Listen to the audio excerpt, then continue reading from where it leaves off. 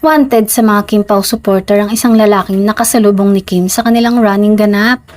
Hindi kasi nagustuhan ng mga nagmamahal kay Kim ang eksena, kung saan binunggo ng isang male runner ang aktres. Viral ito sa X at marami sa fans ni Kim ang nag-react sa nangyari at hinahanap ang nasabing lalaki. Mapapanood sa video na tumatakbo sa isang direksyon si Kimi habang ang iba pang co-runners at si Paolo Avellino. Biglang nagbanggaan sina Kim at ang lalaki dahilan para maiba ang forma ng posture ni Kim na parang nasaktan ng bahagya.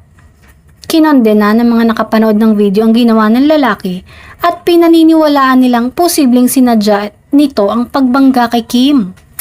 This person ran straight to Kim's path, hitting her hard as seen by her reaction captured in a video.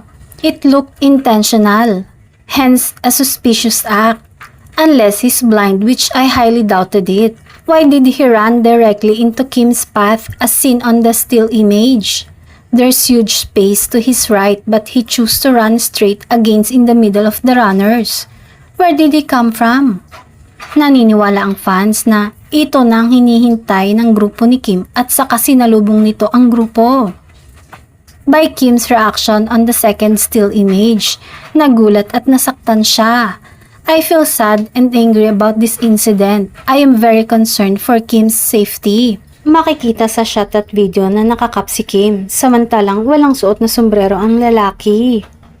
Ibig sabihin, mas makikita nito sina Kim ilang metro pa lang.